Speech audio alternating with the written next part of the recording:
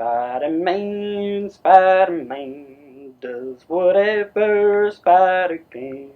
Spins a web in the sky. Da da da, don't know all the songs. Spider-Man.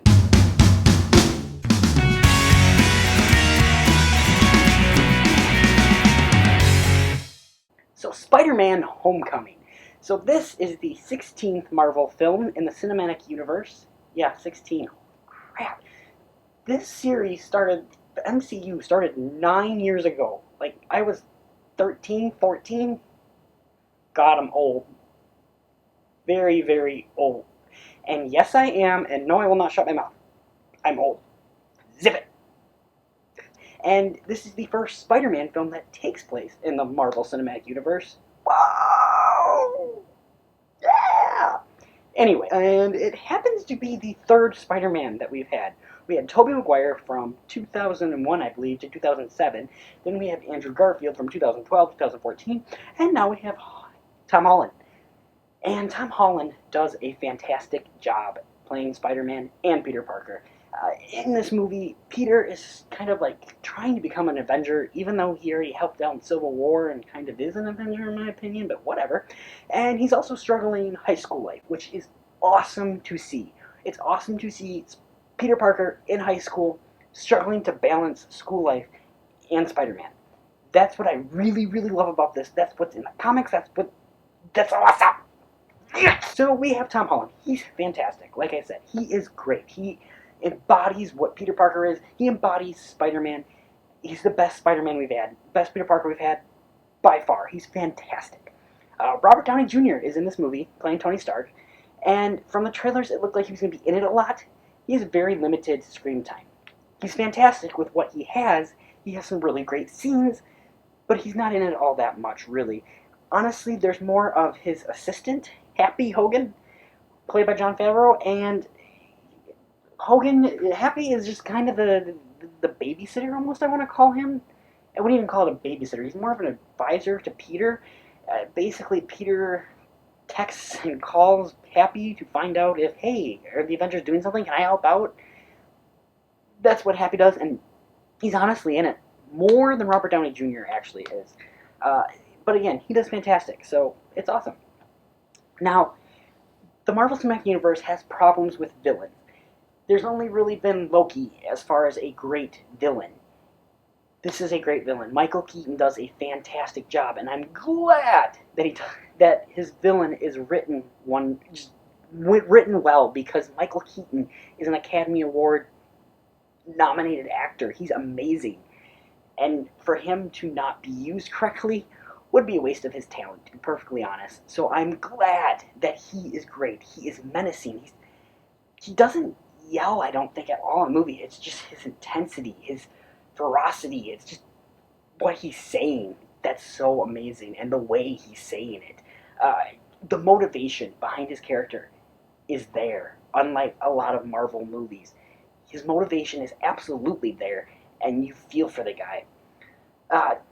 This movie is it's very much a coming-of-age story, and it's a comedy as well, a comedy coming-of-age story. When they first announced what they were going to be doing with this movie, they kind of compared it to a John Hughes film, and it feels very much like that. In fact, there's references to John Hughes movies in here, quite a bit of them actually, especially one that was hilarious.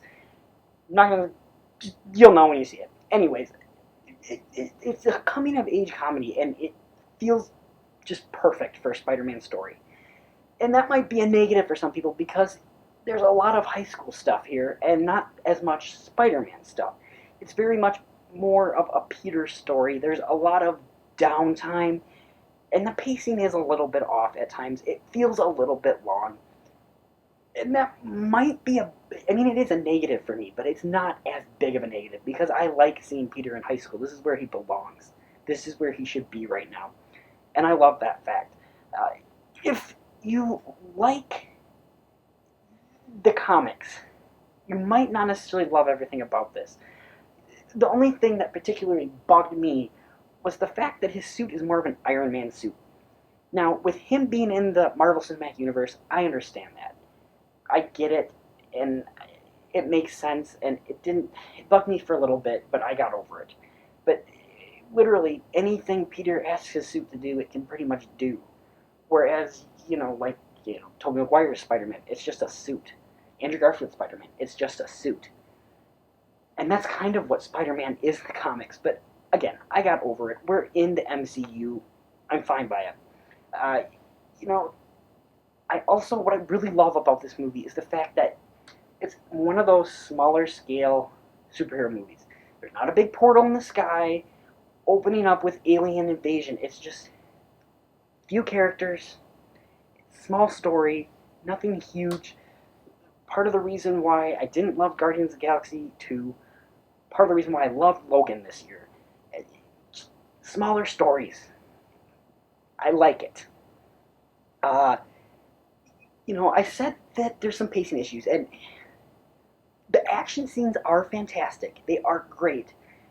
I didn't get a lot of sense of danger with some of these action scenes, though. I didn't feel like anyone was really in danger all that much. For example, if you watch the trailer, there's a boat scene, and nobody gets hurt. Everything's fine. In fact, Tony Stark just says something, what if someone got hurt? And it didn't feel like anybody was going to get hurt. I was like, oh, okay, so a ship split in half. Woo! Just another Tuesday for Spider-Man. Anyways, so the action scenes are great. They just didn't feel as scary, as intense as I wanted them to be. But the special effects with these action scenes were fantastic. So in the end, it worked out for me. Michael Giacchino's score is pretty good. It's not his best. It's probably one of the best Marvel scores that we've heard in a while, though, which is a positive for me. Some of those Marvel scores have not been doing the best. Most of you probably don't even care about that. In the end, guys, this is a pretty good movie. I definitely recommend seeing it. It's not my favorite Spider-Man movie. Still think that would be Spider-Man 2 with Tobey Maguire. I don't know, I'd have to watch them all again. In the end, though, guys, I'm going to give this movie an 8 out of 10. So, guys, tell me, what did you think of Spider-Man Homecoming? Did you like this Spider-Man movie? Is this your favorite? Comment below, let me know. Share, subscribe, like, all that fun stuff. We'll see you soon.